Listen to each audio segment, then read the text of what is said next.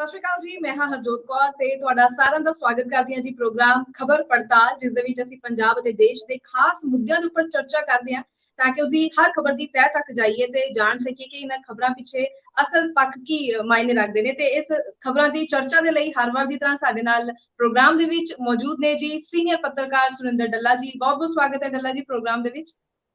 ਬਹੁਤ ਧੰਨਵਾਦ ਹਰਜੋਤ ਜੀ, ਤੁਹਾਡਾ ਵੀ ਔਰ ਦੁਨੀਆ ਭਰ ਦੇ ਪੰਜਾਬੀਆਂ ਦਾ ਹੀ ਧੰਨਵਾਦ ਜੀ ਬਿਲकुल, अपने दर्शकों का भी ਅਸੀਂ ਹਮੇਸ਼ਾ ਬਹੁਤ ਦਿਲੋਂ ਧੰਨਵਾਦ ਅਤੇ ਸਵਾਗਤ ਕਰਦੇ ਹਾਂ ਜਿਹੜੇ ਹਮੇਸ਼ਾ ਸਾਡੇ ਇਸ ਪ੍ਰੋਗਰਾਮ ਦੇ ਨਾਲ ਜੁੜਦੇ ਨੇ, ਆਪਣੇ ਸੁਝਾਅ ਵੀ ਸਾਡੇ ਨਾਲ ਸਾਂਝੇ ਕਰਦੇ ਨੇ ਕਮੈਂਟਸ ਦੇ ਜ਼ਰੀਏ। ਸੋ ਜੇਕਰ ਅਸੀਂ ਅੱਜ ਦੀ ਗੱਲ ਕਰੀਏ ਤਾਂ ਬਹੁਤ ਖਾਸ ਮੁੱਦੇ ਇੱਕ ਵਾਰ ਫਿਰ ਤੋਂ ਲੈ ਕੇ ਹਾਜ਼ਰ ਹੋਏ ਹਾਂ। ਪੰਜਾਬ ਦੀ ਸਿਆਸਤ ਨਾਲ ਵੀ ਜੁੜੇ ਹੋਏ ਨੇ, ਦੇਸ਼ ਦੀ ਸਿਆਸਤ ਨਾਲ ਵੀ ਜੁੜੇ ਹੋਏ ਨੇ। ਭਗਵੰਤ ਮਾਨ ਦੀ ਸਰਕਾਰ ਦੇ ਪੰਜਾਬ ਵਿੱਚ 2 ਮਹੀਨੇ ਪੂਰੇ ਹੋ ਗਏ ਨੇ, ਉਹਨਾਂ ਦੀ ਉਪਲਬਧੀਆਂ ਉੱਪਰ ਚਰਚਾ ਵੀ ਕਰਾਂਗੇ, ਪਰ ਨਾਲ ਦੀ ਨਾਲ ਕਈ ਖਾਸ ਬੀਜੇਪੀ ਆਗੂਆਂ ਵੱਲੋਂ ਜੋ ਹੈ ਸਿਆਸੀ ਅਟੈਕ ਵੀ ਕੀਤੇ ਜਾ ਰਹੇ ਨੇ। ਪਰ ਆਖਿਰ ਕਿਉਂ ਕਾਂਗਰਸ ਵੱਲੋਂ ਕੋਈ ਸਿਆਸੀ ਅਟੈਕ ਨਹੀਂ ਕੀਤਾ ਜਾ ਰਿਹਾ? ਦੂਜੇ ਪਾਸੇ ਇੱਕ ਵੱਡਾ ਮੁੱਦਾ ਬਣਿਆ ਹੋਇਆ ਹੈ ਕਿ ਜਦ ਉਦੈਪੁਰ ਦੇ ਵਿੱਚ ਕਾਂਗਰਸ ਪਾਰਟੀ ਵੱਲੋਂ ਚਿੰਤਨ ਸ਼ਿਵਰ ਕੀਤਾ ਜਾਂਦਾ ਹੈ ਤਾਂ ਕਈ ਸਾਰੇ ਹੀ ਤਕਰੀਬਨ ਕਾਂਗਰਸੀ ਆਗੂ ਉੱਥੇ ਪਹੁੰਚਦੇ ਨੇ, ਤਾਂ ਫਿਰ ਆਖਿਰ ਕਿਉਂ ਚਰਨਜੀਤ ਸਿੰਘ ਚੰਨੀ, ਨਵਜੋਤ ਸਿੰਘ ਸਿੱਧੂ ਤੇ ਸੁਨੀਲ ਜਾਖੜ ਨੂੰ ਉੱਥੇ ਨਹੀਂ ਬੁਲਾਇਆ ਜਾਂਦਾ? ਚਿੰਤਨ ਸ਼ਿਵਰ ਵਿੱਚ ਕਾਂਗਰਸ ਦਾ ਚਿੰਤਨ ਸ਼ਿਵਰ ਸੀ, ਪਾਰਟੀ ਦੇ ਹੀ ਮੁੱਦੇ ਉੱਥੇ ਵਿਚਾਰੇ ਜਾਣੇ ਸਨ, ਤਾਂ ਆਖਿਰ ਇਹਨਾਂ ਤਿੰਨਾਂ ਨੂੰ ਉੱਥੇ ਸ਼ਾਮਿਲ ਕਿਉਂ ਨਹੀਂ ਕੀਤਾ ਗਿਆ? ਇੱਕ ਹੋਰ ਮਾਮਲਾ ਜੋ ਅਸੀਂ ਕਹਿ ਸਕਦੇ ਹਾਂ ਪਾਕਿਸਤਾਨ ਦੇ ਪੇਸ਼ਾਵਰ ਤੋਂ, ਜਿੱਥੋਂ ਕਿ ਅਣਪਛਾਤੇ ਵਿਅਕਤੀਆਂ ਵੱਲੋਂ 2 ਸਿੱਖ ਦੁਕਾਨਦਾਰਾਂ ਉੱਪਰ ਹਮਲਾ ਕੀਤਾ ਗਿਆ। ਸਾਰਿਆਂ ਵੱਲੋਂ ਇਸ ਘਟਨਾ ਦੀ ਨਿੰਦਾ ਕੀਤੀ ਜਾ ਰਹੀ ਹੈ, ਇਸ ਦੀ ਜਾਂਚ ਤੇ ਜੋ ਹੈ ਗੱਲ ਕੀਤੀ ਜਾ ਰਹੀ ਹੈ ਕਿ ਸਹੀ ਜਾਂਚ ਕਰਕੇ ਫੜਿਆ ਜਾਣਾ ਚਾਹੀਦਾ ਹੈ ਉਹਨਾਂ ਹਮਲਾਵਰਾਂ ਨੂੰ। ਤੇ ਨਾਲ ਦੀ ਨਾਲ ਸਾਡੇ ਦੇਸ਼ ਦੇ ਪ੍ਰਧਾਨ ਮੰਤਰੀ ਨਰਿੰਦਰ ਮੋਦੀ ਜੋ ਕਿ ਆਦਿੱਤਿਆਨਾਥ ਯੋਗੀ ਦੇ ਘਰ ਕੱਲ ਡਿਨਰ ਕਰਨ ਜਾ ਰਹੇ ਨੇ, ਤੇ ਉਸ ਪਿੱਛੇ ਕੀ ਸਿਆਸੀ ਸਮੀਕਰਨ ਬਣਦੇ ਨੇ, ਇਹਨਾਂ ਸਭ ਮੁੱਦਿਆਂ ਦੇ ਉੱਪਰ ਅਸੀਂ ਅੱਜ ਚਰਚਾ ਕਰਨੀ ਹੈ। ਤਾਂ ਡੱਲਾ ਜੀ, ਭਗਵੰਤ ਮਾਨ ਦੀ ਸਰਕਾਰ, ਪੰਜਾਬ ਸਰਕਾਰ, ਆਮ ਆਦਮੀ ਪਾਰਟੀ ਦੀ ਸਰਕਾਰ 2 ਮਹੀਨੇ ਪੂਰੇ ਹੋ ਗਏ ਨੇ, ਕਿਸ ਤਰ੍ਹਾਂ ਦੀ ਉਪਲਬਧੀਆਂ ਇਹਨਾਂ ਦੀ ਤੁਸੀਂ ਵੇਖਦੇ ਹੋ? ਖਾਸ ਤੌਰ ਤੇ ਅਗਰ ਅਸੀਂ ਗੱਲ ਕਰੀਏ ਕਿ ਬੀਜੇਪੀ ਆਗੂਆਂ ਵੱਲੋਂ ਸਿਆਸੀ ਅਟੈਕ ਸ਼ੁਰੂ ਹੋ ਚੁੱਕੇ ਨੇ ਤੇ ਇਹਨਾਂ ਦੀ ਪਰਫਾਰਮੈਂਸ ਦੀ ਗੱਲ ਕਰੀਏ ਤਾਂ 10 ਵਿੱਚੋਂ ਕਿੰਨੇ ਨੰਬਰ ਤੁਸੀਂ ਹੁਣ 2 ਮਹੀਨਿਆਂ ਵਿੱਚ ਦੋਗੇ ਜਿਹੜੇ ਕੰਮ ਕੀਤੇ ਗਏ ਨੇ ਪੰਜਾਬ ਦੇ ਵਿੱਚ? ਦੇਖੋ, ਤੁਸੀਂ ਬਹੁਤ ਹੀ ਔਖਾ ਸਵਾਲ ਪੁੱਛਿਆ ਮੈਨੂੰ ਲੱਗਦਾ, ਕਿਉਂਕਿ ਭਗਵੰਤ ਮਾਨ ਉਹਨਾਂ ਨੂੰ ਮੁੱਖ ਮੰਤਰੀ ਬਣੇ 2 ਮਹੀਨੇ ਹੋਏ ਨੇ, ਔਰ ਜਦੋਂ ਕੋਈ ਵੀ ਵਿਅਕਤੀ ਨਵੇਂ ਸਿਰੇ ਤੋਂ ਸੂਬੇ ਦੀ ਕਮਾਨ ਸੰਭਾਲਦਾ ਥੋੜਾ ਵਕਤ ਲੱਗਦਾ ਹੈ। ਅਸੀਂ ਨਵੇਂ ਮਕਾਨ 'ਚ ਵੀ ਸ਼ਿਫਟ ਹੋਣਾ ਹੋਵੇ, ਕਿਰਾਏ ਦਾ ਪੁਰਾਣਾ ਮਕਾਨ ਛੱਡ ਕੇ ਤੇ ਸਮਾਨ ਸਮੂਨ ਲੈ ਕੇ ਜਾਣ ਨੂੰ, ਢੋਆ ਢੁਆਈ ਕਰਨ ਨੂੰ, ਫਿਰ ਪੁਰਾਣੇ ਨੂੰ ਸਾਂਭਣ ਨੂੰ ਸਮਾਂ ਲੱਗਦਾ ਹੈ।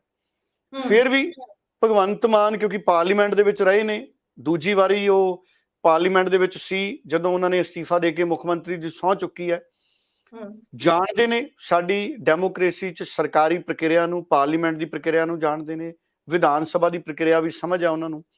ਮੈਨੂੰ ਲੱਗਦਾ ਕਿ ਭਗਵੰਤ ਮਾਨ ਨੂੰ ਉਹਨਾਂ ਦੀਆਂ ਕੋਸ਼ਿਸ਼ਾਂ ਕਰਕੇ ਔਰ ਸ਼ੁਰੂਆਤ ਕਰਕੇ 6.5 ਨੰਬਰ ਤਾਂ ਦੇਣੇ ਚਾਹੀਦੇ ਨੇ। ਉਂਝ ਬਹੁਤ ਸਾਰੇ ਲੋਕ ਇਹਨਾਂ ਨੰਬਰਾਂ 'ਚ ਭਰੋਸਾ ਨਹੀਂ ਰੱਖਦੇ, ਪਰ ਚਲੋ ਇਹ ਇੱਕ ਅੰਦਾਜ਼ਾ ਹੁੰਦਾ ਕਿਉਂਕਿ ਸਰਕਾਰਾਂ ਦੀ ਪਰਫਾਰਮੈਂਸ ਮਾਪਣ ਦਾ ਕੋਈ ਪੈਰਾਮੀਟਰ ਨਹੀਂ ਹੈ। ਅਸੀਂ ਥਰਮਾਮੀਟਰ ਨਾਲ ਬੁਖਾਰ ਨਾਪ ਸਕਦੇ ਹਾਂ, ਪਰ ਪਰਫਾਰਮੈਂਸ ਨਹੀਂ ਕਿਸੇ ਦੀ ਨਾਪ ਸਕਦੇ ਕਿਸੇ ਪੈਮਾਨੇ ਤੇ।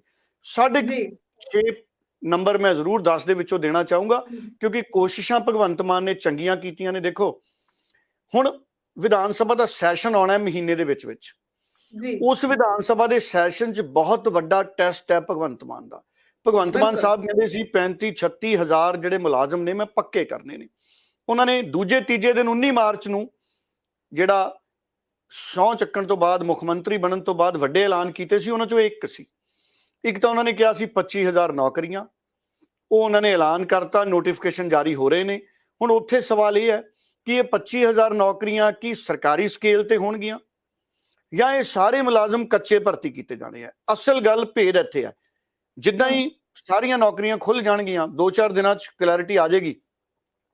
ਅਗਰ ਤਾਂ ਪੂਰੇ ਸਕੇਲਾਂ ਤੇ ਨੌਕਰੀਆਂ ਹੋਈਆਂ 25,000, ਫਿਰ ਤਾਂ ਭਗਵੰਤ ਮਾਨ ਦਿਲ ਜਿੱਤ ਗਿਆ ਪੰਜਾਬੀਆਂ ਦਾ।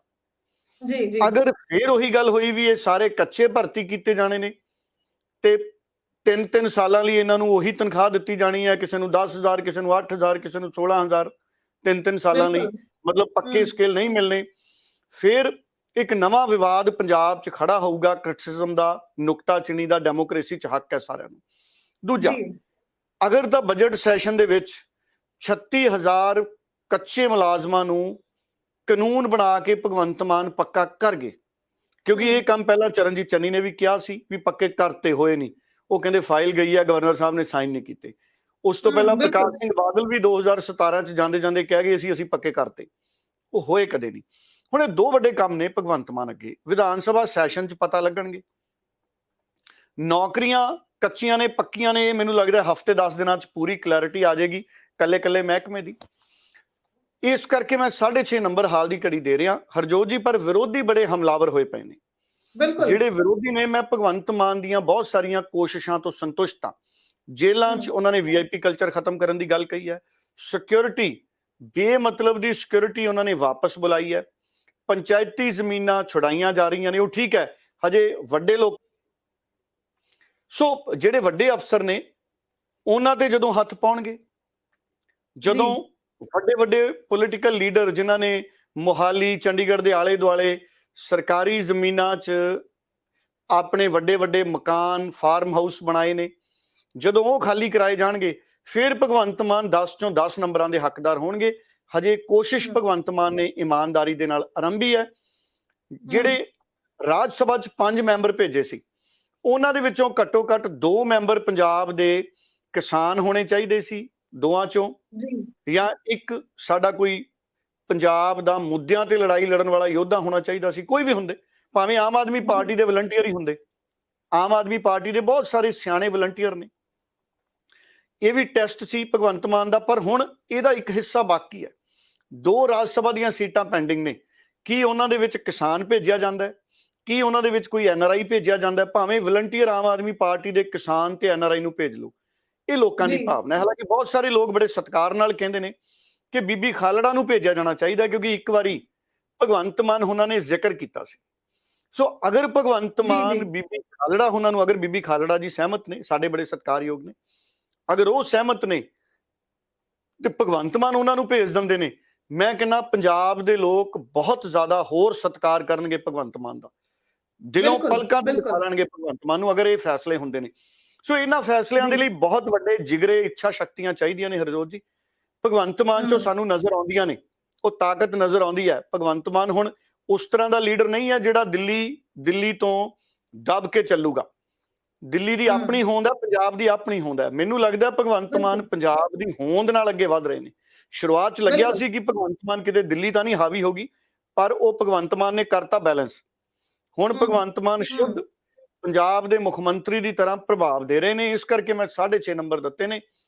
ਔਰ ਅਗਰ ਭਗਵੰਤ ਮਾਨ 2-4 ਵੱਡੇ ਕੰਮ ਕਰ ਗਏ, ਕੱਚੀਆਂ ਨੌਕਰੀਆਂ ਪੱਕੀਆਂ ਕਰ ਗਏ, ਸਕੇਲ ਪੱਕੇ ਦੇ ਗਏ, ਰਾਜ ਸਭਾ ਦੀ ਮੈਂਬਰੀ ਚੰਗੇ ਲੋਕਾਂ ਨੂੰ ਭੇਜ ਗਏ, ਕਣਕ ਦਾ ਮੁਆਵਜ਼ਾ ਦੇ ਗਏ ਕਿਸਾਨਾਂ ਨੂੰ, ਸਿੱਧੀ ਬਿਜਾਈ ਕਰਵਾ ਗਏ, ਪਾਣੀ ਪੰਜਾਬ ਦਾ ਬਚਾ ਗਏ, ਬਿਜਲੀ ਸਮਝੌਤੇ ਰੱਦ ਕਰ ਗਏ, ਗੈਰ ਕਾਨੂੰਨੀ ਨਸ਼ੇ ਦੀ ਸਮੱਸਿਆ ਨੂੰ ਖਤਮ ਕਰ ਗਏ, ਫਿਰ ਭਗਵੰਤ ਮਾਨ ਹੀਰੋ ਹੈ ਪੰਜਾਬ ਦਾ।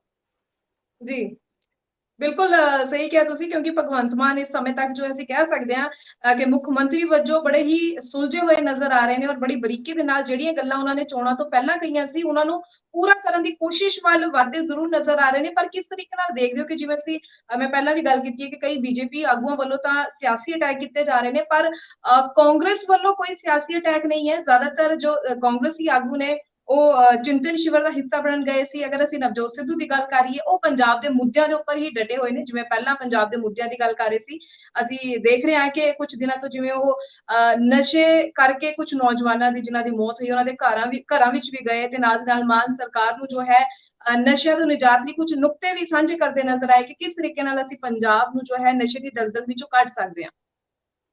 ਦੇਖੋ, ਨਵਜੋਤ ਸਿੰਘ ਸਿੱਧੂ ਦੀ ਗੱਲ ਕਰਨ ਤੋਂ ਪਹਿਲਾਂ ਮੈਂ ਗੱਲ ਕਰੂੰਗਾ ਬੀਜੇਪੀ ਦੀ। ਅਨਿਲ ਸਰੀਨ ਬੀਜੇਪੀ ਦੇ ਸਪੋਕਸਪਰਸਨ ਨੇ, ਉਹਨਾਂ ਨੇ ਕੱਲ ਇੱਕ ਵੀਡੀਓ ਜਾਰੀ ਕੀਤੀ। ਉਹ ਕੱਲੀ ਗੱਲ ਨੋਟ ਕਰੀ ਬੈਠੇ ਨੇ ਕਿ ਭਗਵੰਤ ਮਾਨ ਦੀ ਸਰਕਾਰ ਵੇਲੇ ਲਾ ਐਂਡ ਆਰਡਰ ਕਿੱਥੇ ਵਿਗੜਿਆ, ਕਤਲੋ ਗੈਰਤ ਕਿੱਥੇ ਹੋਈ, ਇੰਟੈਲੀਜੈਂਸ ਬਿਲਡਿੰਗ ਤੇ ਅਟੈਕ ਹੋਇਆ, ਕਬੱਡੀ ਖਿਡਾਰੀ ਦੁਨੀਆ ਤੋਂ ਚਲੇ ਗਏ। ਸੋ तमाम ਜਿਹੜੀਆਂ ਭਗਵੰਤ ਮਾਨ ਦੀ ਸਰਕਾਰ 'ਚ 2 ਮਹੀਨਿਆਂ ਦੇ ਵਿੱਚ ਨੈਗੇਟਿਵ ਗੱਲਾਂ ਸੀ, ਉਹ 16 ਮਈ ਦੇ ਮੱਦੇ ਨਜ਼ਰ ਅਨਿਲ ਸਰੀਨ ਹੋਣਾ ਨੇ ਆਪਣੀ ਵੀਡੀਓ ਜਾਰੀ ਕਰਕੇ ਬੋਲ ਦਿੱਤੀਆਂ। ਮਤਲਬ ਬੀਜੇਪੀ ਕਿਸੇ ਵੀ ਤਰ੍ਹਾਂ ਨਾਲ ਆਪਣੇ ਆਪ ਨੂੰ ਅਟੈਕ ਕਰਨ ਤੋਂ ਵਾਂਝਾ ਨਹੀਂ ਕਰਨਾ ਚਾਹੁੰਦੀ। ਸੋ ਬੀਜੇਪੀ ਤਾਂ ਸਿੱਧਾ ਪੋਲੀਟੀਕਲ ਅਟੈਕ ਭਗਵੰਤ ਮਾਨ ਦੀ ਸਰਕਾਰ ਤੇ ਕਰ ਰਹੀ ਹੈ, ਔਰ ਉਹ ਕੇਜਰੀਵਾਲ ਨੂੰ ਵੀ ਨਿਸ਼ਾਨੇ ਤੇ ਲੈ ਰਹੇ ਨੇ। ਕਹਿੰਦੇ ਵੀ ਸਰਕਾਰ ਤਾਂ ਚੱਲ ਹੀ ਦਿੱਲੀੋਂ ਰਹੀ ਹੈ ਬੀਜੇਪੀ ਵਾਲੇ। ਕਹਿੰਦੇ ਇਹਦਾ ਮਤਲਬ ਕੀ ਹੈ ਕਿ ਬੀਜੇਪੀ ਉਸ ਕਾਂਗਰਸ ਦੀ ਭੂਮਿਕਾ ਨੂੰ ਹਥਿਆਉਣਾ ਚਾਹੁੰਦੀ ਹੈ ਵਿਰੋਧੀ ਧਿਰ ਦੇ ਤੌਰ ਤੇ। ਭਾਵੇਂ 2 ਮੈਂਬਰ ਨੇ ਵਿਧਾਇਕ ਬੀਜੇਪੀ ਦੇ, ਪਰ ਕਾਂਗਰਸੀ ਐਡੀ ਹਿੰਮਤ ਦਿਖਾ ਨਹੀਂ ਰਹੇ। ਰਾਜਾ ਵੜਿੰਗ ਵੀ ਉਹ ਚਿੰਤਨ ਸ਼ਿਵਰ 'ਚ 3 ਦਿਨਾਂ ਦੇ ਰੁੱਝੇ ਹੋਏ ਨੇ, ਪ੍ਰਤਾਪ ਬਾਜਵਾ ਉੱਥੇ ਰੁੱਝੇ ਹੋਏ ਨੇ। ਚਲੋ ਪਾਰਟੀ ਦਾ ਚਿੰਤਨ ਸ਼ਿਵਰ ਸੀ, ਉਹਨਾਂ ਦਾ ਉੱਥੇ ਜਾਣਾ ਵੀ ਜ਼ਰੂਰੀ ਸੀ, ਪਰ ਕਾਂਗਰਸ ਦੇ ਪੰਜਾਬ ਦੇ ਲੀਡਰ ਕੋਈ ਬਹੁਤਾ ਜ਼ਿਆਦਾ ਸੰਵੇਦਨਸ਼ੀਲ ਮੁੱਦਿਆਂ ਤੇ ਆਮ ਆਦਮੀ ਪਾਰਟੀ ਤੇ ਅਟੈਕ ਕਰਦੇ ਨਜ਼ਰ ਨਹੀਂ ਆਉਂਦੇ। ਕਈ ਲੀਡਰਾਂ ਨੂੰ ਚਿੰਤਾ ਵੀ ਹੋ ਸਕਦੀ ਹੈ, ਕਈ ਲੀਡਰ ਇਸ ਕਰਕੇ ਵੀ ਹਰਜੋਤ ਜੀ ਚਿੰਤਾ ਕਰ ਜਾਂਦੇ ਆ ਵੀ ਨਵੀਂ ਸਰਕਾਰ ਬਣੀ, ਆਪਾਂ ਚੁੱਪ ਰਹੋ, ਜੇ ਆਪਾਂ ਜ਼ਿਆਦਾ ਬੋਲੇ ਕਿਤੇ ਆਪਣਾ ਕੁਝ ਖੋਲ ਹੀ ਨਾ ਦੇਣ, ਕਿਉਂਕਿ ਪੁਰਾਣੇ ਮੰਤਰੀ ਰਹੇ ਨੇ, ਪੁਰਾਣੇ ਮੰਤਰੀਆਂ ਨੂੰ ਤਾਂ ਆਪਣੀ ਚਿੰਤਾ ਹੈ, ਕਿਉਂਕਿ ਭਗਵੰਤ ਮਾਨ ਨੇ ਜਾਂਚ ਸਾਰਿਆਂ ਦੇ ਮਹਿਕਮਿਆਂ ਦੀ ਹੋ ਰਹੀ ਹੈ। ਮੰਡੀਆਂ ਦੇ ਰੌਲੇ ਸੀ, ਪਿਛਲੀਆਂ ਮੰਡੀਆਂ 'ਚ ਕਹਿੰਦੇ ਘੁਟਾਲੇ ਹੋਏ ਨੇ, ਮੰਡੀਆਂ ਦੇ ਰੌਲੇ ਸੀ, ਉਹਦੀ ਤੇ ਜਾਂਚ ਹੋ ਰਹੀ ਹੈ। ਫਿਰ ਸਕਾਲਰਸ਼ਿਪ ਤੇ ਕਹਿੰਦੇ ਜਾਂਚ ਹੋ ਰਹੀ ਹੈ। ਫਿਰ ਕਹਿੰਦੇ ਬੱਸਾਂ ਜੈਪੁਰ ਤੋਂ ਕਿਉਂ ਬਣੀਆਂ, ਵੱਡਾ ਸਵਾਲ ਹੈ, ਉਹਦੇ ਤੇ ਜਾਂਚ ਹੋ ਰਹੀ ਹੈ ਵੀ ਭਾਈ ਪੰਜਾਬ 'ਚ ਹੀ ਬਣਾ ਲੈਂਦੇ, ਬੱਸਾਂ ਹੀ ਬਹੁਤ ਸੀ। ਫਿਰ ਇਹਦੇ ਨਾਲ ਰੇਤੇ ਤੇ ਆਲਰੇਡੀ ਜਾਂਚ ਹੋ ਰਹੀ ਹੈ, ਮਾਈਨਿੰਗ ਤੇ, ਸ਼ਰਾਬ ਤੇ ਜਾਂਚ ਹੋ ਰਹੀ ਹੈ ਵੀ ਕਿਹੜੇ ਕਾਂਗਰਸੀ ਲੀਡਰ ਨੇ ਜਿਹੜੇ ਸ਼ਰਾਬ ਦੇ ਕਾਰੋਬਾਰ 'ਚ ਜ਼ਿਆਦਾ ਰਹੇ, ਐਕਸਾਈਜ਼ ਦਾ ਲਾਸ ਪੰਜਾਬ ਨੂੰ ਕਿਉਂ ਹੋਇਆ। ਸੋ ਬਹੁਤ ਮਹਿਕਮੇ ਨੇ ਜਿਨ੍ਹਾਂ ਦੀ ਜਾਂਚ ਹੋ ਰਹੀ ਹੈ। ਇਸ ਕਰਕੇ ਤੁਸੀਂ ਦੇਖੋ ਜਿੰਨੇ ਪੁਰਾਣੇ ਮੰਤਰੀ ਨੇ ਕਾਂਗਰਸ ਦੇ, 1-2 ਨੂੰ ਛੱਡ ਕੇ ਤੁਸੀਂ ਕੋਈ ਮੰਤਰੀ ਦੇਖਿਆ ਕਿ ਮੁੱਖ ਮੰਤਰੀ ਦੀ ਕੋਠੀ ਘੇਰਨ ਗਿਆ ਹੋਵੇ, ਕੋਈ ਧਰਨੇ ਮਾਰਨ ਗਿਆ ਹੋਵੇ, ਕੋਈ ਪੁਤਲੇ ਸਾੜਨ ਗਿਆ ਹੋਵੇ। ਬੀਜੇਪੀ ਵਾਲੇ ਸਰਗਰਮ ਨੇ, ਕਿਉਂਕਿ ਬੀਜੇਪੀ ਵਾਲੇ ਸੱਤਾ 'ਚ ਆਏ ਨਹੀਂ। ਅਕਾਲੀ ਦਲ ਦੇ ਨਾਲ ਸੀ, ਉਦੋਂ ਬੀਜੇਪੀ ਵਾਲੇ ਕਹਿੰਦੇ ਸਾਡੀ ਅਕਾਲੀ ਨਹੀਂ ਸੁਣਦੇ, ਉਦੋਂ ਬੀਜੇਪੀ ਵਾਲਿਆਂ ਦੀ ਗੱਲ ਬੀਜੇਪੀ ਦੀ ਹਾਈ ਕਮਾਂਡ ਨਹੀਂ ਸੀ ਸੁਣਦੀ। ਇਹ ਇਕੱਠੇ ਹੋ ਕੇ ਜਾਂਦੇ ਸੀ ਅਰੁਣ ਜੇਤਲੀ ਜੀ ਕੋਲੇ, ਉਹ ਕਹਿੰਦੇ ਸੀ ਜੋ ਬਾਦਲ ਸਾਹਿਬ ਕਹਿੰਦੇ ਨੇ ਸਭ ਠੀਕ ਹੈ। ਹੁਣ ਬੀਜੇਪੀ ਦੀ ਸਰਕਾਰ ਹੈ ਨਹੀਂ, ਅਕਾਲੀ ਦਲ ਹੁਣ 3 ਸੀਟਾਂ ਤੇ ਰਹਿ ਗਿਆ, ਬੀਜੇਪੀ 2 ਤੇ। ਪਰ ਕਿਉਂਕਿ ਬੀਜੇਪੀ ਕੇਂਦਰ 'ਚ ਹੈ, ਹੁਣ ਬੀਜੇਪੀ ਵਾਲੇ ਪੰਜਾਬ 'ਚ ਆਮ ਆਦਮੀ ਪਾਰਟੀ ਨਾਲ ਸਿੱਧਾ ਟੱਕਰ ਰਹੇ ਨੇ। ਪਰ ਬੀਜੇਪੀ ਵਾਲੇ ਇੱਥੋਂ ਤੱਕ ਕਹਿ ਰਹੇ ਨੇ ਕਿ 24 'ਚ ਤਾਂ ਮੁਕਾਬਲਾ ਸਾਡਾ ਤੇ ਬੀਜੇਪੀ ਦਾ ਤੇ ਆਪ ਦਾ ਹੀ ਹੋਣਾ ਹੈ। ਉਹ ਨਾ ਕਾਂਗਰਸ ਨੂੰ ਕੁਝ ਮੰਨ ਰਹੇ ਨੇ, ਨਾ ਅਕਾਲੀ ਦਲ ਨੂੰ ਕੁਝ ਮੰਨ ਰਹੇ ਨੇ। ਹੁਣ ਉਹਨਾਂ ਦੀ ਰਣਨੀਤੀ ਉਹ ਦਿਖ ਰਹੇ ਨੇ। ਕੱਲ ਹਰਜੀਤ ਗਰੇਵਾਲ ਨੇ ਵੀ ਬਿਆਨ ਦਿੱਤੇ, ਉਹਨਾਂ ਨੇ ਵੀ ਪੂਰੇ ਅਟੈਕ ਕੀਤੇ ਭਗਵੰਤ ਮਾਨ ਦੀ ਸਰਕਾਰ ਤੇ। ਸੋ ਇਸ ਕਰਕੇ ਜਿੱਥੋਂ ਤੱਕ ਗੱਲ ਨਵਜੋਤ ਸਿੰਘ ਸਿੱਧੂ ਦੀ ਹੈ, ਨਵਜੋਤ ਸਿੰਘ ਸਿੱਧੂ ਕੱਲੇ ਮੁੱਦਿਆਂ ਤੇ ਲੜਾਈ ਲੜ ਰਹੇ ਨੇ। ਉਹ ਭਗਵੰਤ ਮਾਨ ਦੀ ਸਰਕਾਰ ਨੂੰ ਕਈ ਵਾਰੀ ਟਵੀਟਾਂ ਦੇ ਜ਼ਰੀਏ ਉਹਦੇ ਤੇ ਨਿਸ਼ਾਨਾ ਸਾਧਦੇ ਨੇ। ਰੇਤੇ ਦਾ ਮਸਲਾ ਨਵਜੋਤ ਸਿੰਘ ਸਿੱਧੂ ਨੇ ਚੱਕਿਆ, ਹੁਣ ਨਸ਼ਿਆਂ ਵਾਲਾ ਮਸਲਾ ਵੀ ਚੱਕਿਆ। ਹਾਲਾਂਕਿ ਨਸ਼ੇ ਦੇ ਮਸਲੇ ਤੇ ਨਵਜੋਤ ਸਿੰਘ ਸਿੱਧੂ ਕਹਿੰਦੇ ਨੇ ਵੀ ਸਿਆਸਤ ਕਰਨ ਦਾ ਵਕਤ ਨਹੀਂ, ਅਸੀਂ ਸਿੱਧਾ ਭਗਵੰਤ ਮਾਨ ਤੇ ਅਟੈਕ ਕਰ ਲਈਏ, ਉਹਦੀ ਬਜਾਏ ਜ਼ਰੂਰੀ ਹੈ ਕਿ ਅਸੀਂ ਸਾਰੇ ਇਕੱਠੇ ਹੋ ਕੇ, ਸਰਕਾਰ ਵੀ, ਅਸੀਂ ਸਾਰੇ ਇਕੱਠੇ ਹੋ ਕੇ ਨਸ਼ੇ ਨੂੰ ਇੱਕ ਰੋਗ ਮੰਨੀਏ। ਇਹ ਭਗਵੰਤ ਮਾਨ ਨੇ ਵੀ 2-3 ਦਿਨ ਪਹਿਲਾਂ ਕਿਹਾ ਸੀ ਕਿ ਜਿਹੜੇ ਸਾਡੇ ਨਸ਼ੇ ਵਾਲੇ ਅਡਿਕਟ ਨੇ, ਉਹ ਪੀੜਤ ਨੇ, ਉਹ ਮਰੀਜ਼ ਨੇ, ਅਸੀਂ ਉਹਨਾਂ ਨੂੰ ਰੀਹੈਬਿਲਿਟੇਸ਼ਨ ਕਰੀਏ, ਰੀਹੈਬਿਲਿਟੇਸ਼ਨ ਦੀ ਪਾਲਿਸੀ ਬਣਾਈਏ। ਉਹ ਗੱਲ ਸਿੱਧੂ ਵੀ ਕਹਿ ਰਹੇ ਨੇ। ਸੋ ਕਿਤੇ ਨਾ ਕਿਤੇ ਨਵਜੋਤ ਸਿੰਘ ਸਿੱਧੂ ਵੀ ਵਿਰੋਧੀ ਧਿਰ ਦੀ ਭੂਮਿਕਾ ਤਾਂ ਅਦਾ ਕਰ ਰਹੇ ਨੇ, ਲੇਕਿਨ ਉਹ ਸਮਾਜਿਕ ਮੁੱਦਿਆਂ ਦੇ ਨਾਲ ਅੱਗੇ ਵਧਣਾ ਚਾਹੁੰਦੇ ਨੇ। ਕਿਉਂਕਿ ਉਹ ਇਹ ਵੀ ਦੇਖਦੇ ਨੇ ਕਿਤੇ ਨਾ ਕਿਤੇ ਕਿ ਭਗਵੰਤ ਮਾਨ ਨੂੰ ਸਮਾਂ ਵੀ ਦੇਣਾ ਜ਼ਰੂਰੀ ਹੈ, ਕਿਉਂਕਿ ਭਗਵੰਤ ਮਾਨ ਦੀ ਇੱਛਾ ਸ਼ਕਤੀ ਕੰਮ ਕਰਨ ਦੀ ਹੈ। ਦੇਖੋ ਭਗਵੰਤ ਮਾਨ ਇਮਾਨਦਾਰ ਹੈ, ਭਗਵੰਤ ਮਾਨ ਨਾ ਭਗਵੰਤ ਮਾਨ ਦਾ ਕੋਈ ਰੇਤੇ ਦਾ ਕੰਮ ਹੈ, ਨਾ ਸ਼ਰਾਬ ਦਾ ਕੰਮ ਹੈ, ਨਾ ਫੈਕਟਰੀ ਹੈ। ਜਿਵੇਂ ਸਿੱਧੂ ਸੀ, ਦੋਨੇ ਦੇਸੀ ਬੰਦੇ ਨੇ, ਸਰਕਾਰ ਦੇ ਕੰਮਾਂ ਕਾਰਾਂ ਤੇ ਨਿਰਭਰ ਨੇ। ਨਵਜੋਤ ਸਿੰਘ ਸਿੱਧੂ ਵੀ ਉਹ ਨਵਜੋਤ ਸਿੰਘ ਸਿੱਧੂ ਨੇ ਤਾਂ ਆਪਣਾ ਜਿਹੜਾ ਰੁਜ਼ਗਾਰ ਸੀ ਉਹ ਵੀ ਗਮਾ ਲਿਆ, ਤੇ ਭਗਵੰਤ ਮਾਨ ਨੇ ਵੀ ਉਹ ਰੁਜ਼ਗਾਰ ਆਪਣਾ ਬੰਦ ਕਰ ਛੱਡਿਆ ਸੀ। ਸੋ ਇਸ ਕਰਕੇ ਦੋਨਾਂ ਦੀ ਜਿਹੜੀ ਕਿਤੇ ਨਾ ਕਿਤੇ ਜਿਹੜੀ ਕੰਮ ਕਰਨ ਦੀ ਸ਼ੈਲੀ ਹੈ, ਉਹ ਪੰਜਾਬ ਦੇ ਮੁੱਦਿਆਂ ਦੇ ਪ੍ਰਤੀ ਹੈ। ਔਰ ਮੈਂ ਵੀ ਇਹ ਚਾਹੁੰਦਾ ਕਿ ਨਵਜੋਤ ਸਿੰਘ ਸਿੱਧੂ ਭਗਵੰਤ ਮਾਨ ਦੀ ਸਰਕਾਰ ਦਾ ਉਸਾਰੂ ਵਿਰੋਧ ਕਰਨ, ਨੀਤੀਗਤ ਵਿਰੋਧ ਕਰਨ, ਔਰ ਚਾਹੀਦਾ ਵੀ ਸਿਆਸਤ 'ਚ ਹੈ। ਪਰ ਬਿਲਕੁਲ ਬਾਕੀ ਕਾਂਗਰਸੀ ਕਿਉਂਕਿ ਚਿੰਤਨ ਸ਼ਿਵਰ 'ਚ ਗਏ ਹੋਏ ਸੀ, ਸੋ ਉਹ ਹੁਣ ਚਿੰਤਨ ਸ਼ਿਵਰ ਕੱਲ ਮੁੱਕ ਗਿਆ, ਤੇ ਚਿੰਤਾਵਾਂ ਪਤਾ ਨਹੀਂ ਕਾਂਗਰਸ ਵਾਲਿਆਂ ਦੀਆਂ ਮੁੱਕਣਗੀਆਂ ਜਾਂ ਨਹੀਂ। ਬਿਲਕੁਲ ਚਾਹੇ ਕਿ ਉਦयपुर ਵਿੱਚ ਚਿੰਤਨ ਸ਼ਿਵਰ ਤਾਂ ਖਤਮ ਹੋ ਚੁੱਕਿਆ, ਪਰ ਗੱਲ ਇੱਥੇ ਸਵਾਲ ਇੱਕ ਹੋਰ ਬਹੁਤ ਵੱਡਾ ਖੜਾ ਹੋ ਜਾਂਦਾ ਹੈ ਕਿ ਜਿੱਥੇ ਕਈ ਕਾਂਗਰਸੀ ਆਗੂ, ਸੀਨੀਅਰ ਕਾਂਗਰਸੀ ਆਗੂ ਉੱਥੋਂ ਬੁਲਾਏ ਗਏ ਸੀ, ਤਾਂ ਚਿੰਤਨ ਸ਼ਿਵਰ ਸੀ, ਤਾਂ ਕਾਂਗਰਸ ਦੇ ਹੀ ਮੁੱਦਿਆਂ ਤੇ ਚਰਚਾ ਹੋਣੀ ਸੀ। ਪਰ ਫਿਰ ਵੀ ਪੰਜਾਬ ਤੋਂ 3 ਖਾਸ ਚਿਹਰੇ ਉੱਥੇ ਨਹੀਂ ਗਏ, ਉਹਨਾਂ ਨੂੰ ਸੱਦਿਆ ਨਹੀਂ ਗਿਆ। ਚਰਨਜੀਤ ਸਿੰਘ ਚੰਨੀ, ਨਵਜੋਤ ਸਿੱਧੂ, ਸੁਨੀਲ ਜਾਖੜ, ਇਹਨਾਂ ਦਿਨਾਂ ਨੂੰ ਉੱਥੇ ਨਹੀਂ ਬੁਲਾਇਆ ਗਿਆ। ਹਾਲਾਂਕਿ ਅਗਰ ਅਸੀਂ ਚਰਨਜੀਤ ਚੰਨੀ ਦੀ ਗੱਲ ਕਰ ਲਈਏ, ਉਸ ਦੇ ਉੱਪਰ ਤਾਂ ਕਾਂਗਰਸ ਪਾਰਟੀ ਨੇ ਬਹੁਤ ਹੀ ਆਪਣਾ ਭਰੋਸਾ ਜਤਾਇਆ ਸੀ ਜਦੋਂ ਉਹਨਾਂ ਨੂੰ ਮੁੱਖ ਮੰਤਰੀ ਬਣਾਇਆ ਗਿਆ ਸੀ। ਤਾਂ ਫਿਰ ਇੰਨਾ ਅਗਰ ਉਹਨਾਂ ਨੂੰ ਸਟਰੋਂਗ ਚਿਹਰਾ ਮੰਨਿਆ ਗਿਆ ਸੀ, ਤਾਂ ਫਿਰ ਚਿੰਤਨ ਸ਼ਿਵਰ ਵਿੱਚ ਨਾ ਬੁਲਾਣਾ ਇੱਕ ਵੱਡਾ ਇਸ਼ਾਰਾ ਕਿੱਧਰ ਦਾ ਦਿਖਾ ਰਿਹਾ?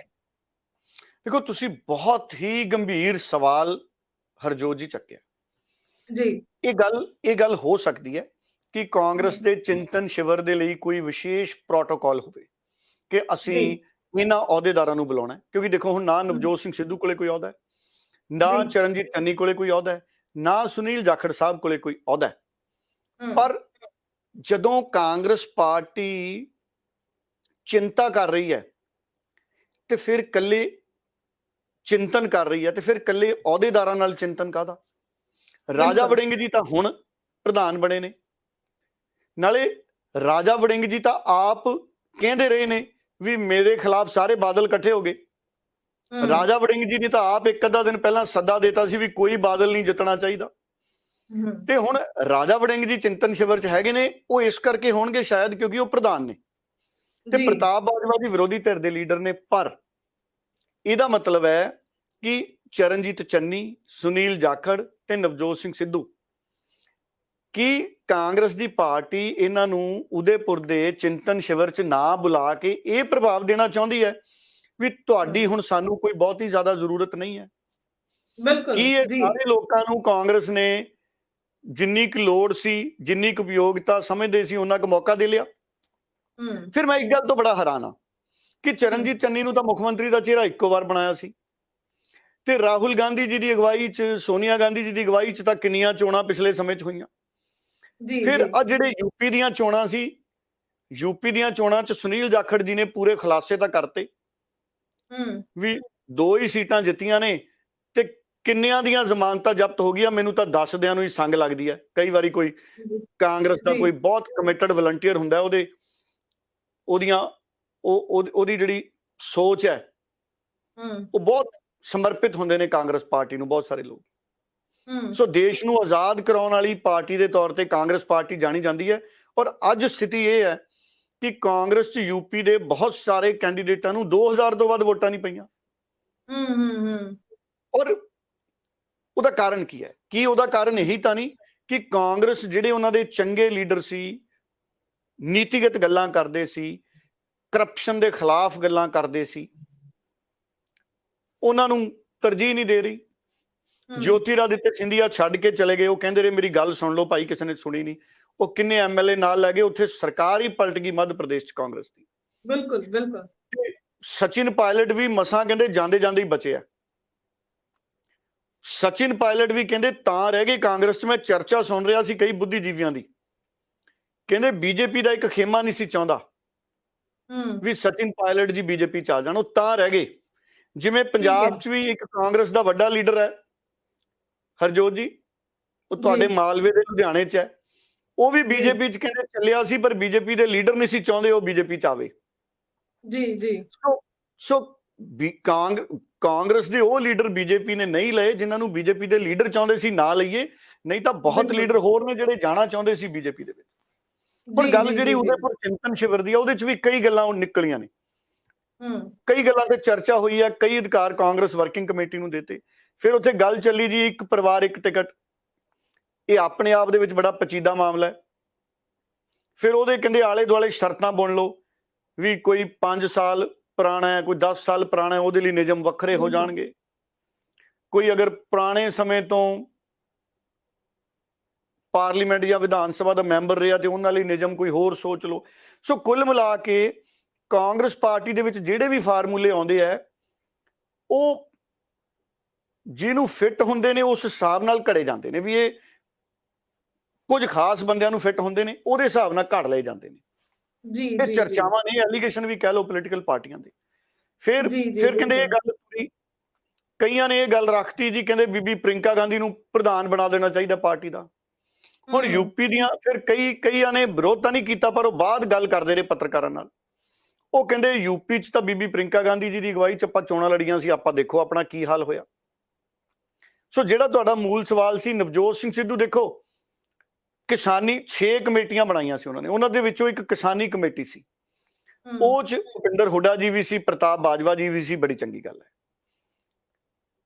ਪਰ ਨਵਜੋਤ ਸਿੰਘ ਸਿੱਧੂ, ਸੁਨੀਲ ਜਾਖੜ, ਚਰਨਜੀਤ ਚੰਨੀ, ਇਹ ਐਡੇ ਵੱਡੇ ਕਾਂਗਰਸ ਦੇ ਲੀਡਰ ਸੀ। ਨਵਜੋਤ ਸਿੰਘ ਸਿੱਧੂ ਕਿੰਨੀ ਵਾਰ ਦਾ ਐਮਪੀ, चरणजीत चन्नी ओपोजिशन का लीडर, और कांग्रेस कहती रही कि देखिए हमने एक गरीब परिवार से, ਹਾਲਾਂਕਿ ਉਹ ਸ਼ਬਦ ਉਹਨਾਂ ਦੇ ਭਾਈਚਾਰੇ ਨਾਲ ਜੋੜ ਕੇ ਵੀ ਵਰਤਦੇ ਸੀ, ਮੈਂ ਨਹੀਂ ਉਹ ਵਰਤਦਾ। हमने उस भाईचारे को इतना बड़ा सम्मान दिया, हमने एक गरीब को मुख्यमंत्री, गरीब परिवार से आए हुए नेता को, जमीनी नेता को हमने मुख्यमंत्री का चेहरा बना दिया। और यूपी च भी दिखा रहे थे उन्होंने भी, देखो जी चन्नी जी साडे नाल ने, ते कहंदे रणनीति सी कांग्रेस दी भी चन्नी साहब दे चेहरे ते 2024 च भी कांग्रेस बहुत अगे वधूगी, चन्नी साहब नूं कोई वड्डा अहुदा दिता जाऊगा कौमी पार्टी च, कौमी पद्धर जी।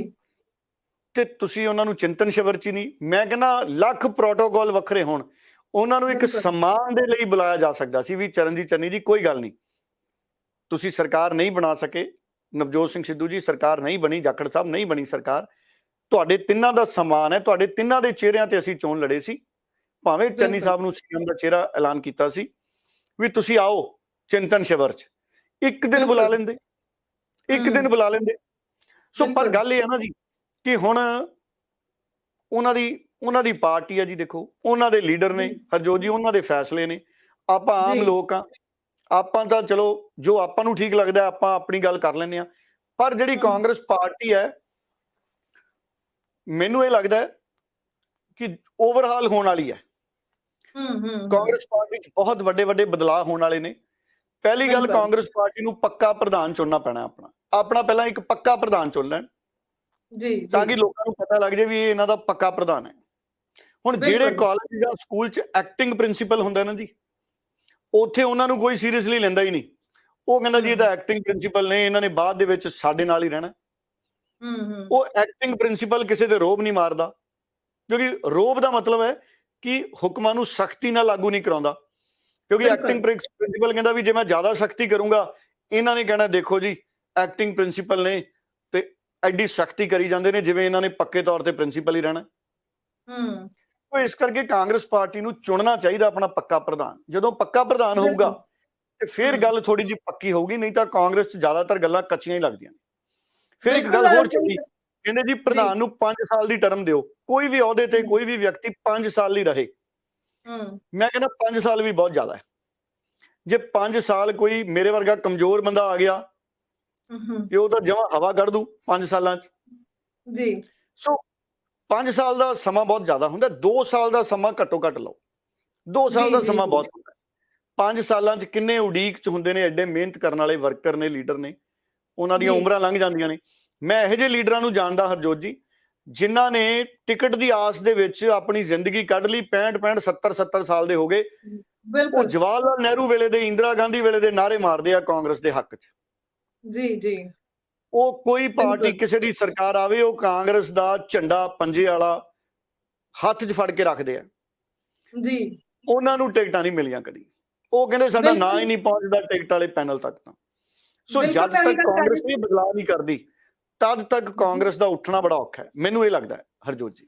ਬਿਲਕੁਲ ਮੈਂ ਉਹੀ ਗੱਲ ਕਰ ਰਹੀ ਸੀ ਕਿ ਵਾਕਈ ਕਿ ਜਿਸ ਤਰੀਕੇ ਦੀ ਅਸੀਂ ਪੋਜੀਸ਼ਨ ਦੇਖ ਸਕਦੇ ਹਾਂ ਕਿ ਕਿਵੇਂ ਪਹਿਲਾਂ ਕਾਂਗਰਸ ਇੱਕ ਬੜੀ ਹੀ ਮਜ਼ਬੂਤ ਪਾਰਟੀ ਗਿਣੀ ਜਾਂਦੀ ਸੀ, ਉਸ ਤੋਂ ਬਾਅਦ ਅਗਰ ਅੱਜ ਦੀ ਅਸੀਂ ਤਸਵੀਰ ਵੇਖਦੇ ਹਾਂ ਤਾਂ ਕਿਤੇ ਨਾ ਕਿਤੇ ਬਹੁਤ ਸਾਰੀਆਂ ਕਮੀਆਂ ਨਜ਼ਰ ਆ ਰਹੀਆਂ ਨੇ। ਸ਼ਾਇਦ ਇਹੀ ਕਾਰਨ ਹੈ ਕਿ ਇੱਕ ਬਹੁਤ ਪੁਰਾਣਾ ਤੇ ਮਜ਼ਬੂਤ ਚਿਹਰਾ ਸੁਨੀਲ ਜਾਖੜ ਜੋ ਕਾਂਗਰਸ ਪਾਰਟੀ ਨੂੰ ਅਲਵਿਦਾ ਕਹਿ ਗਏ, ਅੰਦਰੋਂ ਅੰਦਰੀ ਕਈਆਂ ਨੂੰ ਬਹੁਤ ਸਾਰੇ ਸਵਾਲ ਨੇ ਆਪਣੀ ਹੀ ਪਾਰਟੀ ਤੋਂ। ਸੋ ਹੋ ਸਕਦਾ ਹੈ ਇਸ ਚਿੰਤਨ ਸ਼ਿਵਰ ਵਿੱਚ ਕਾਂਗਰਸ ਹਾਈ ਕਮਾਨ ਵੱਲੋਂ ਵਾਕਈ ਚਿੰਤਨ ਕੀਤਾ ਗਿਆ ਹੋਵੇ ਕਿ ਕਿੱਥੇ ਕਮੀਆਂ ਨੇ ਤੇ ਕਿਵੇਂ ਅਸੀਂ ਆਪਣੀ ਪਾਰਟੀ ਨੂੰ ਹੋਰ ਮਜ਼ਬੂਤ ਬਣਾਉਣਾ ਹੈ।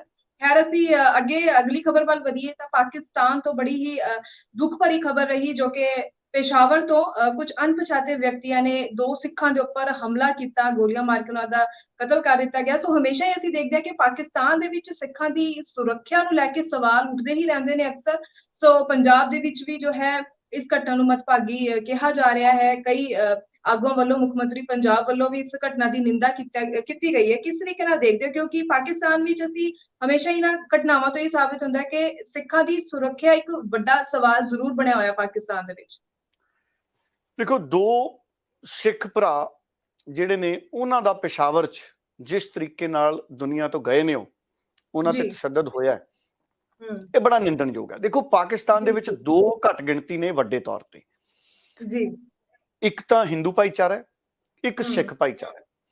ਹਿੰਦੂ ਭਾਈਚਾਰਾ ਪਾਕਿਸਤਾਨ 'ਚ ਘੱਟ ਗਿਣਤੀ 'ਚ ਹੈ ਤੇ ਇੰਡੀਆ 'ਚ ਬਹੁਤ ਗਿਣਤੀ 'ਚ ਹੈ, ਤੇ ਸਿੱਖ ਭਾਈਚਾਰਾ ਪਾਕਿਸਤਾਨ 'ਚ ਘੱਟ ਗਿਣਤੀ 'ਚ ਹੈ ਤੇ ਪੰਜਾਬ 'ਚ ਬਹੁਤ ਗਿਣਤੀ 'ਚ ਹੈ, ਤੇ ਦੇਸ਼ 'ਚ ਵੀ ਸਿੱਖ ਭਾਈਚਾਰਾ ਸਾਡਾ ਘੱਟ ਗਿਣਤੀ 'ਚ ਹੈ। ਪਰ ਸਵਾਲ ਇਹ ਹੈ ਕਿ ਪਾਕਿਸਤਾਨ ਦੇ ਵਿੱਚ ਜਿਸ ਤਰੀਕੇ ਨਾਲ ਤਸ਼ੱਦਦ ਹੋ ਰਹੇ ਨੇ ਉਹਨਾਂ ਨੂੰ ਕਿਵੇਂ ਵੇਖਿਆ ਜਾਵੇ। ਮੇਰਾ ਇਹ ਮੰਨਣਾ ਹੈ ਕਿ ਇਮਰਾਨ ਖਾਨ ਦੀ ਸਰਕਾਰ ਜਾਣ ਤੋਂ ਬਾਅਦ ਕੁਝ ਘਟਨਾਵਾਂ ਇਹੋ ਜਿਹੀਆਂ ਹੋਈਆਂ ਨੇ ਜਿਹੜੀਆਂ ਸਿੱਧੇ ਸਿੱਧੇ ਪਾਕਿਸਤਾਨ ਦੀ ਜਿਹੜੀ ਏਜੰਸੀ ਹੈ, ਬੜੀ ਬਦਨਾਮ ਏਜੰਸੀ ਹੈ ISI, ਉਹਦੇ ਵੱਲੋਂ ਸਪਾਂਸਰਡ ਲੱਗਦੀਆਂ ਨੇ। ਹੁਣ ਪੰਜਾਬ ਦੇ ਮੁਹਾਲੀ 'ਚ ਇੰਟੈਲੀਜੈਂਸ ਦਫ਼ਤਰ ਤੇ ਹਮਲਾ ਕਰਾਉਣਾ, ਉਹਦੇ ਪਿੱਛੇ ISI ਦਾ ਹੱਥ ਆ ਗਿਆ। ਕੈਨੇਡਾ ਦੇ ਵਿੱਚ ਇੱਕ ਸਾਡਾ ਵਿਅਕਤੀ ਸੀ ਪੰਜਾਬ ਦਾ ਹੀ, ਉਹਦੇ ਬਾਰੇ ਕਿਹਾ ਜਾਂਦਾ ਕਿ ਉਹ ਰਿੰਦੇ ਨਾਲ ਮਿਲਿਆ ਹੋਇਆ ਸੀ। ਰਿੰਦਾ ਕਹਿੰਦੇ ਇਹ ਪਾਕਿਸਤਾਨ 'ਚ ਬੈਠਾ ਹੈ। ਪਰ ISI ਦਾ ਲਿੰਕ ਸਾਡੀਆਂ ਜਿਹੜੀਆਂ ਫੋਰਸਿਸ ਨੇ ਉਹਨਾਂ ਨੇ ਪਛਾਣਿਆ, ਐਸਟੈਬਲਿਸ਼ ਕੀਤਾ ਹੈ ਤੇ ਉਹਨੂੰ ਜ਼ਿੰਮੇਦਾਰ ਠਹਿਰਾਇਆ। ਹੁਣ ਅਜਿਹੀ ਸੂਰਤ ਦੇ ਵਿੱਚ ਅਸੀਂ ਬਹੁਤ ਬਰੀਕੀ ਨਾਲ ਦੇਖੀਏ ਕਿ ਇਮਰਾਨ ਖਾਨ ਦੀ ਹੱਥੋਂ ਸੱਤਾ ਗਈ ਹੈ ਤੇ ਹੁਣ ਉੱਥੇ ਦੂਸਰੇ ਪ੍ਰਧਾਨ ਮੰਤਰੀ ਆ ਗਏ ਨੇ ਔਰ ਉੱਥੇ ਲਗਭਗ ਸਾਲ ਸਵਾ ਸਾਲ ਬਾਅਦ ਦੁਬਾਰਾ ਵੋਟਾਂ ਪੈਣ ਦਾ ਅਮਲ ਹੋ ਸਕਦਾ ਹੈ। ਕਿਸੇ ਵੀ ਵੇਲੇ ਉੱਥੇ ਜਿਹੜੀ ਨਵੀਂ ਸਰਕਾਰ ਹੈ ਉਹ ਵੀ ਗਿਰ ਸਕਦੀ ਹੈ ਕਿਉਂਕਿ ਅਸਥਿਰ ਹੈ। ਸਰਕਾਰ ਦੇ ਅਸਥਿਰ ਹੋਣ ਦੇ ਦੋ ਕਾਰਨ ਹੈ, ਇੱਕ ਤਾਂ ਪੋਲੀਟੀਕਲ ਕਾਰਨ ਨੇ, ਦੂਸਰਾ ਕਿਉਂਕਿ ਹੁਣ ਬਹੁਤ ਸਾਰੇ ਲੋਕ ਜਿਹੜੇ ਹੁਣ ਇਸ ਸਰਕਾਰ ਨੂੰ ਸਮਰਥਨ ਦੇ ਰਹੇ ਨੇ, ਪਹਿਲਾਂ ਉਹ ਇਮਰਾਨ ਖਾਨ ਨੂੰ ਸਮਰਥਨ ਦੇ ਰਹੇ ਸੀ, ਜਿਹੜੇ ਇਮਰਾਨ ਖਾਨ ਨੂੰ ਛੱਡ ਸਕਦੇ ਨੇ ਨੀਤੀਗਤ ਵਿਰੋਧ ਕਰਕੇ, ਇਹਨਾਂ ਨੂੰ ਵੀ ਛੱਡ ਸਕਦੇ ਨੇ। ਸੋ ਸਰਕਾਰ ਸਥਿਰ ਹੈ, ਕਿਸੇ ਇੱਕ ਪਾਰਟੀ ਦੀ ਸਰਕਾਰ ਨਹੀਂ ਹੈ ਪਾਕਿਸਤਾਨ 'ਚ। ਦੂਜਾ ਫੈਕਟਰ ਪਾਕਿਸਤਾਨ ਆਰਥਿਕ ਪੱਖੋਂ ਬਹੁਤ ਜ਼ਿਆਦਾ ਕਮਜ਼ੋਰ ਹੋ ਚੁੱਕਿਆ। ਪਾਕਿਸਤਾਨ ਦਾ ਰੁਪਈਆ ਬਹੁਤ ਕਮਜ਼ੋਰ ਹੋ ਗਿਆ ਡਾਲਰ ਦੇ ਮੁਕਾਬਲੇ। ਭਾਰਤ ਦੇ ਮੁਕਾਬਲੇ ਪਾਕਿਸਤਾਨ ਦੀ ਆਰਥਿਕਤਾ ਟੁੱਟ ਗਈ। ਭਾਰਤ ਤੋਂ ਜਿਹੜਾ ਵਾਘਾ ਸਰਹੱਦ ਰਾਹੀਂ ਵਪਾਰ ਹੁੰਦਾ ਸੀ ਉਹ ਬੰਦ ਹੋ ਗਿਆ। ਪਾਕਿਸਤਾਨ ਨੂੰ ਜਿਹੜਾ ਵਿਸ਼ੇਸ਼ ਮਿੱਤਰ ਦਾ, ਵਿਸ਼ੇਸ਼ ਵਪਾਰਕ ਦਾ ਜਿਹੜਾ ਦਰਜਾ ਸੀ ਭਾਰਤ ਸਰਕਾਰ ਵੱਲੋਂ, ਉਹ ਖਤਮ ਕਰਤਾ ਸੀ ਜਦੋਂ ਪੁਲਵਾਮਾ ਅਟੈਕ ਹੋਇਆ। ਨਰਿੰਦਰ ਮੋਦੀ ਸਾਹਿਬ ਪਾਕਿਸਤਾਨ ਪ੍ਰਤੀ ਬਹੁਤ ਸਖਤ ਹੋ ਗਏ ਉਸ ਤੋਂ ਬਾਅਦ। ਠੀਕ ਹੈ, ਇਮਰਾਨ ਖਾਨ ਸਾਹਿਬ ਦਾ ਧੰਨਵਾਦ ਹੈ, ਮੋਦੀ ਸਾਹਿਬ ਦਾ ਧੰਨਵਾਦ ਹੈ, ਨਵਜੋਤ ਸਿੰਘ ਸਿੱਧੂ ਦਾ ਵੀ ਧੰਨਵਾਦ ਹੈ ਕਿ ਇਹਨਾਂ ਸਾਰਿਆਂ ਕਰਕੇ ਸ਼੍ਰੀ ਕਰਤਾਰਪੁਰ ਸਾਹਿਬ ਦਾ ਲਾਂਘਾ ਖੁੱਲਿਆ। ਉਹਦੇ ਪਿੱਛੇ ਸੰਗਤਾਂ ਦੀਆਂ ਅਰਦਾਸਾਂ ਸੀ, ਪਰ ਫਿਰ ਵੀ ਸਰਕਾਰਾਂ ਦਾ ਯੋਗਦਾਨ ਰਿਹਾ ਕਿ ਉਹ ਲਾਂਘਾ ਖੁੱਲਿਆ, ਜਿਹਦੇ ਕਰਕੇ ਇਮਰਾਨ ਖਾਨ, ਮੋਦੀ ਸਾਹਿਬ, ਨਵਜੋਤ ਸਿੰਘ ਸਿੱਧੂ, ਇਹਨਾਂ ਦਾ ਲੋਕ ਧੰਨਵਾਦ ਕਰਦੇ ਆ। ਪਰ ਜਿਹੜੀ ਹੁਣ ਵਾਲੀ ਸਰਕਾਰ ਹੈ ਉਹ ਕਿਤੇ ਨਾ ਕਿਤੇ ਦੁਬਾਰਾ ਜਿਹੜੀ ਰਵਾਇਤ ਸੀ ਪਾਕਿਸਤਾਨ ਦੀ ਕਿ ਅਸੀਂ ਭਾਰਤ ਦੇ ਹਾਲਾਤ ਖਰਾਬ ਕਰਕੇ ਦਿਖਾਈਏ, ਜਿਹਦੇ ਨਾਲ ਅਸੀਂ ਪਾਕਿਸਤਾਨ ਦੇ ਵਿੱਚ ਆਪਣੇ ਆਪ ਨੂੰ ਧਿਆਨ ਭਟਕਾ ਕੇ ਅਸਲ ਮੁੱਦਿਆਂ ਤੋਂ ਲਾਂਭੇ ਕਰ ਦਈਏ ਲੋਕਾਂ ਨੂੰ। ਉੱਥੇ ਮਹਿੰਗਾਈ ਬਹੁਤ ਵੱਧ ਗਈ, ਬੇਰੁਜ਼ਗਾਰੀ ਬਹੁਤ ਜ਼ਿਆਦਾ ਵੱਧ ਗਈ, ਕਤਲੋ ਗੈਰਤ, ਕ੍ਰਾਈਮ ਰੇਟ ਬਹੁਤ ਵਧਿਆ ਹੋਇਆ ਪਾਕਿਸਤਾਨ ਦੇ ਵਿੱਚ। ਸੋ ਉਹ ਘੱਟ ਗਿਣਤੀਆਂ ਤੇ ਤਸ਼ੱਦਦ ਕਰਕੇ ਉਹ ਇਹ ਕਹਿਣਗੇ ਵੀ ਇਹ ਘੱਟ ਗਿਣਤੀਆਂ ਤੇ ਤਸ਼ੱਦਦ ਅਸੀਂ ਨਹੀਂ ਕੀਤਾ। ਉਹਨਾਂ ਨੇ ਉਹਨੂੰ ਗਲਤ ਤਰੀਕੇ ਨਾਲ ਪ੍ਰੋਡਿਊਸ ਕਰਨਾ ਹੈ, ਭਾਵੇਂ ਉੱਥੇ ਹਿੰਦੂ ਭਾਈਚਾਰੇ ਤੇ ਤਸ਼ੱਦਦ ਹੋਊ, ਭਾਵੇਂ ਸਿੱਖ ਭਾਈਚਾਰੇ ਤੇ ਤਸ਼ੱਦਦ ਹੋਊ। ਸੋ ਮੈਂ ਇਹ ਦੇਖ ਰਿਹਾ ਕਿ ਪਾਕਿਸਤਾਨ ਦੀਆਂ ਜਿਹੜੀਆਂ ਏਜੰਸੀਆਂ ਨੇ ਉਹ ਪਾਕਿਸਤਾਨ ਦੇ ਲੋਕਾਂ ਦਾ ਧਿਆਨ ਭਟਕਾਉਣ ਦੇ ਲਈ ਇਸ ਤਰੀਕੇ ਦੀਆਂ ਵਾਰਦਾਤਾਂ ਕਰਾ ਰਹੀਆਂ ਨੇ ਔਰ ਨਿਸ਼ਾਨੇ ਬਣ ਰਹੇ ਨੇ ਸਾਡੇ ਹਿੰਦੂ ਭਾਈਚਾਰੇ ਦੇ ਲੋਕ ਔਰ ਸਿੱਖ ਭਾਈਚਾਰੇ ਦੇ ਲੋਕ। ਔਰ ਦੁਨੀਆ ਭਰ ਦੇ ਲੋਕਾਂ ਨੂੰ ਪਾਕਿਸਤਾਨ ਨੂੰ ਅਪੀਲ ਕਰਨੀ ਚਾਹੀਦੀ ਹੈ ਕਿ ਘੱਟ ਗਿਣਤੀਆਂ ਦਾ ਪਾਕਿਸਤਾਨ 'ਚ ਸਤਿਕਾਰ ਕੀਤਾ ਜਾਵੇ ਔਰ ਇਹਨਾਂ ਘਟਨਾਵਾਂ ਨੂੰ ਰੋਕਣ ਲਈ ਨਜ਼ਰ ਆਵੇ ਸਰਕਾਰੀ ਉਦਮ।